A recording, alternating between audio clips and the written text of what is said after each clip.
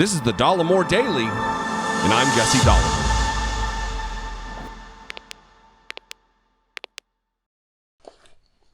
You obviously know what the title and subject matter of this video is because you saw the title and you clicked it. You're watching it.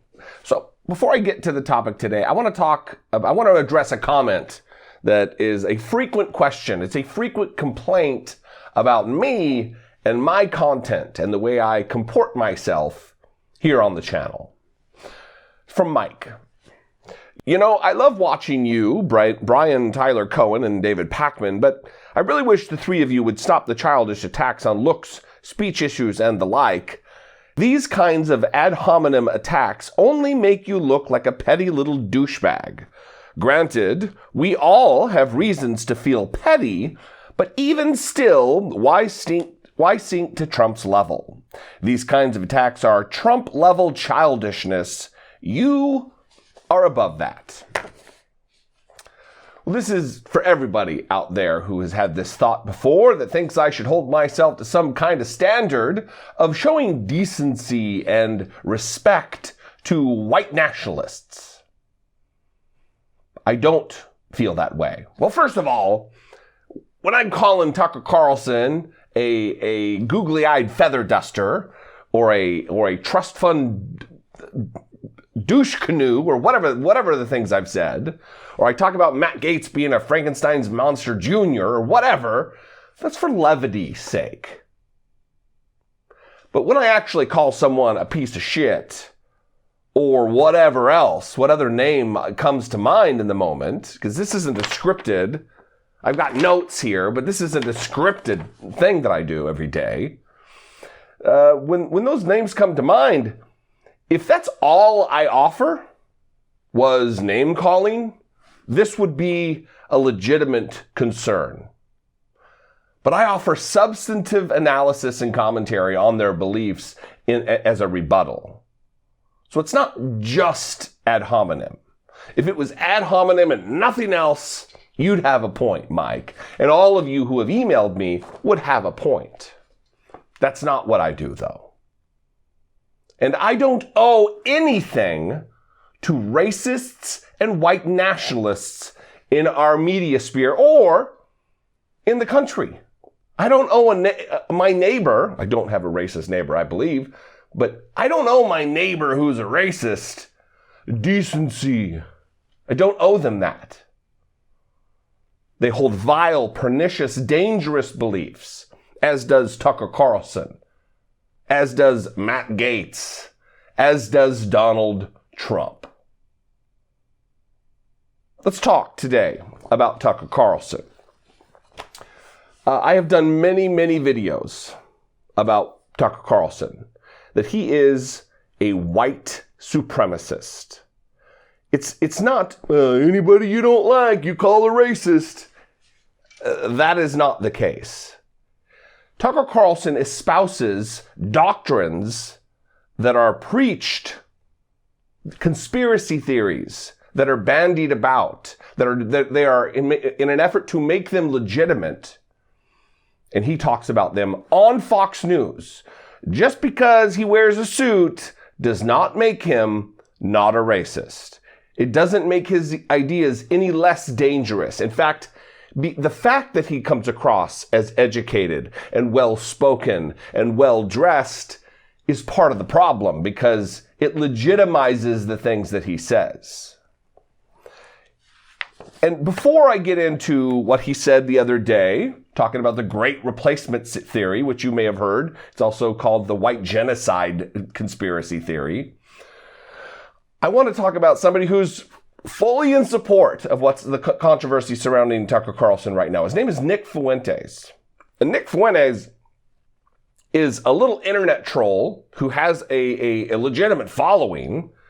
He is not only a white supremacist, he is a Holocaust denier. He is a vile little worm. Sorry if that's ad hominem. He's vile and disgusting. Here is just a little 1-minute mashup of some of the things that he says freely and openly on his streaming platform. These fucking, I almost just said the N-word right there. White women acting like black women, liberal men acting like black women, faggots acting like black women. Enough. Black women are fucking obnoxious. But do you want like a white America? Would you say that is... I want a white supermajority in America, yeah. The First Amendment was not written for Muslims, by the way. It wasn't written for a barbaric ideology that wanted to come over and kill us. You know, it's not like it's a secret that I'm against race mixing, but... Oh no, they had to go to a different school. Their water fountain in that famous picture was worse. Who cares? Grow up. Drink out of the fucking water fountain. It's water. It's the same. I think the easiest way for Mexicans to not get shot and killed in Walmart is for them to not fucking be here, okay? And this was known as the feminist movement, a movement that was controlled by Jews. Most prominent feminists were all Jews. Typing on twitter.com, faggot pussy, race traitor. You work for Jews, you know? Blacks, Native Americans, Jewish media attacking your babies, you know, or people in your community. What can you and I do to a state legislator besides kill him? Although we should not do that. I'm not advising that, but I mean, what else can you do, right? This whole line of, well, I'm not racist, but... It's got to go. It's got to go. Do you think they care that you're racist or not? Do you think that when George Floyd bursts into your house with 5 other hard-hitting gangsters with guns to rob you, do you think they're going to care if you're racist or not? And if that's racist, fuck you. Yeah, and that guy is in full endorsement of Tucker Carlson's views, tweeting out how right he is. He's not the only one. David Duke last year wanted Donald Trump to drop Mike Pence as the vice presidential nominee and pick up Tucker Carlson. David Duke, the former Grand Wizard of the KKK, endorses Tucker Carlson. Richard Spencer has gone on and said the same things I've said about how Tucker Carlson dresses it up so the message is palatable for regular normie white people in their living rooms. Richard Spencer, the Nazi face seen punched around the world. I hope that it's not ad hominem to call Tucker Carlson a white supremacist. If it ruffles your sensibilities, maybe you should take a look at yourself. So, the other day on Fox News, Tucker Carlson was on someone else's program, kind of a daytime show, indoctrinating the audience of that time slot of what is commonly referred to as white genocide or the Great Replacement theory. Here's that moment, and then we're going to get to what has transpired. The ADL, the Anti-Defamation League, has called for his removal, his firing, and he's whining about it and doubling down on the racist conspiracy theory. Here's that moment from the other day. I'm laughing because this is one of about 10 stories that I know you've covered where the government shows preference to people who have shown absolute contempt for our customs, our laws, our system itself, and they're being treated better than American citizens. Now, I know that the left and all the little gatekeepers on Twitter become literally hysterical if you use the term replacement, if you suggest that the Democratic Party is trying to replace the current electorate, the voters now casting ballots, with new people, more obedient voters from the third world. But they become hysterical because that's what's happening, actually. Let's just say it, that's true. If this was happening in your house, if you were in 6th grade, for example, and without telling you, your parents adopted a bunch of new siblings and gave them brand new bikes and let them stay up later and help them with their homework and gave them twice the allowance that they gave you, you would say to your siblings, I think we're being replaced by kids that our parents love more. And it would be kind of hard to argue against you because look at the evidence. So this matters on a bunch of different levels, but on the most basic level, it's a voting rights question. In a democracy, one person equals one vote. If you change the population, you dilute the political power of the people who live there. So every time they import a new voter, I become disenfranchised as a current voter. So I don't understand why we don't understand this. I mean, everyone wants to make a racial issue out of it. Ooh, the white replacement theory. No. This is a voting rights question. I have less political power because they're importing a brand new electorate. Why should I sit back and take that? The power that I have as an American, guaranteed at birth, is one man, one vote, and they're diluting it. No, they're not allowed to do that. Why are we putting up with this? This is vile. So this is the great replacement theory, if you're a normal person who doesn't traffic in hate, is that through demographic change, the rest of the world is trying to suppress white people, trying to oppress white people. That through demographic change, they are trying to eliminate the white race through white genocide, but not like a violent, not through what the word actually means, genocide, but through replacing by breeding out the white race. And there are people out there who are terrified that this is an actual thing that is happening. I served in the Marine Corps with people I'm no longer connected with on Facebook because they're vile white supremacists who believe in white genocide. And I don't break bread with racists. To the point that he is no longer connected with me on Facebook. In fact, I'm just going to play this. This is a great indication of what I'm talking about here. Over the course of the last several years, there have been a few mass shootings, several mass shootings, some from white supremacists who have espoused the same exact language in their manifestos that Tucker Carlson is going on Fox News and puking out onto the masses, onto the unsuspecting but angry white audience at Fox News. The Daily Show put together a mashup of Tucker Carlson, that speech, with overlays of excerpts from the manifestos of these white supremacist mass shooters. Watch this.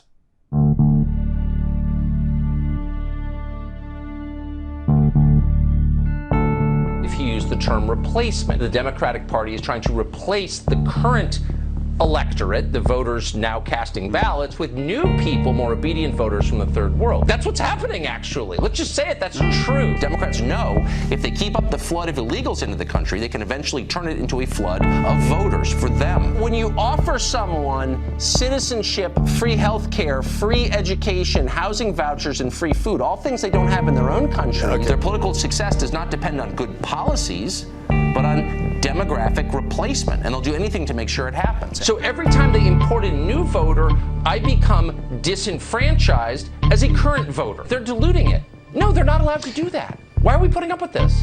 That should give you pause.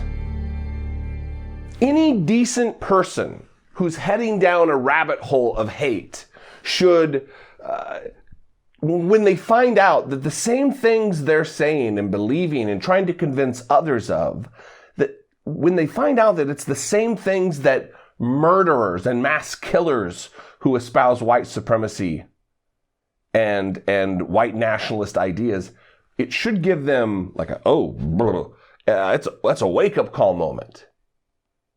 But not if you're the head of a movement that is trying to convince other white Americans of this. And that is what Tucker Carlson is.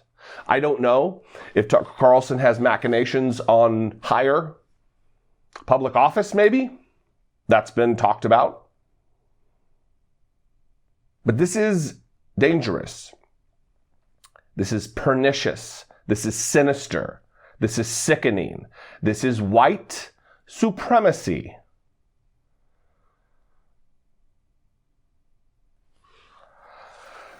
Tucker Carlson doubled down. He went on his program and mocked those who would take issue with the things that he says. He doubled down on the fact that he believes in the great replacement theory, talking about how the demographic shift is boxing out, it's going to change the country. For Tucker Carlson, voting is no longer about being an American and having that be something special. It is about blood and soil. It's about a white identity. Because when he's talking about immigration, like you're getting ready to watch, he's not talking about Norwegians coming to the country. He has no concern for French people coming here, British people coming here. Countries that are traditionally, by these groups, looked upon as white, whether that's true or not. He's worried about brown and black people coming here from their, what Donald Trump would call, shithole countries. That is Tucker Carlson's concern. That is the concern of neo-Nazis and white nationalists and white supremacist movements all across the country. There is no difference. Here he is doubling down. So it's a political question, obviously. At least one prediction came true right away. All those little gatekeepers on Twitter did become hysterical. They spent the last 4 days jumping up and down, furiously trying once again to pull the show off the air. Once again, they will fail, though it is amusing to see them keep at it. They get so enraged. It's a riot. But why all the anger? If someone says something you think is wrong, is your first instinct to hurt them? Probably not. Normal people don't respond that way. If you hear something you think is incorrect, you try to correct it. But getting the facts right is hardly the point of this exercise. The point is to prevent unauthorized conversations from starting in the first place. Shut up, racist! No more questions! You've heard that before. You wonder how much longer they imagine Americans are going to go along with this. An entire country forced to lie about everything all the time. It can't go on forever, but you can see why they're trying it. Demographic change is the key to the Democratic Party's political ambitions. Let's say that again for emphasis because it is the secret to the entire immigration debate. Demographic change is the key to the Democratic Party's political ambitions. In order to win and maintain power, Democrats plan to change the population of the country. They're no longer trying to win you over with their program. They're obviously not trying to improve your life. They don't even really care about your vote anymore. Their goal is to make you irrelevant.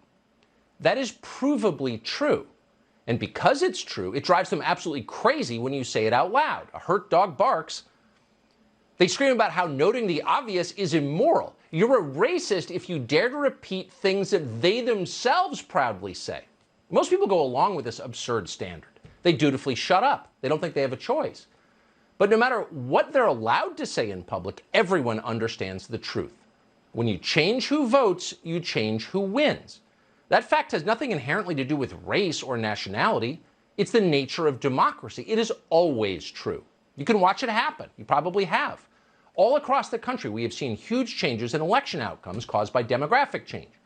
Now, what Tucker Carlson is doing here is trying to ingratiate the audience, trying to bring them into the sphere here, trying to bring them in on his controversy. You've heard that before. Shut up, racist! I've never heard shut up, racist to me, Tucker Carlson. If that's something you're hearing all the time, brother, you've got the problem. It's not the person telling you to shut up who's the problem. Maybe it's the fact that you're a racist who needs to shut his mouth. Tucker. And unauthorized conversations. You are putting forth white supremacist talking points. And even the ADL, the organization, has denied his request to come on the show and talk about this, to debate the issue. It's because this is a settled issue. Equality and diversity are the norm. They are what is good for the nation. Worrying about discrimination against white people is a nonsense red herring. Because discrimination against white people isn't a thing. It is not happening. We have had 44 different men, different individuals be president. Everybody's going to say 45. It's not 45, 44. Grover Cleveland was president twice, non-consecutively. So it's 44 different individuals. All men All white except one. Every single vice president we've ever had has been white, except for one. This is a white supremacy is the order of the day in America. We enslaved blacks in this country for hundreds of years. We're still living with the ramifications of that sin that we committed.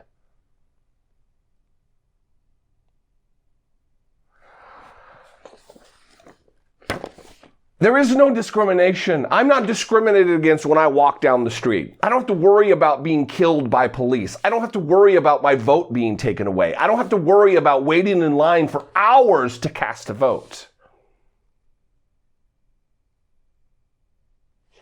Anyway, I would love to know what you think. Sometimes I'm at a loss here. Leave me a voicemail, 714-576-4054. Of course, you can email me daily at dollemore.com. I appreciate you guys. Thank you for joining me. Thank you for engaging with my content, listening to me rant and rave, sometimes with no end in sight, it seems. I would encourage you, if you are in a financial position to do so, for as little as $2 a month, you could help support my work here on YouTube. Click the join button, check out what the perks are. I send out stickers. I know I've gotten some emails that they haven't gotten their stickers. There's a batch going out. But moreover, you can know that you're helping support independent analysis and commentary on the news, things that aren't going to be talked about as widely or as substantively as like on CNN or MSNBC. We get it done here. So consider it. Just consider it. Follow me on social media. I'd love to connect with you there. If you'd like more, listen to my podcast. I doubt it. We'd love to have you as part of the podcast listenership. Anyway, mix it up in the comments. Let's talk about this. Share this video. Subscribe. Blah, blah, blah. Do all the YouTube stuff. Anyway, I'll see you next time. I love you. Be genuine. Take care of one another.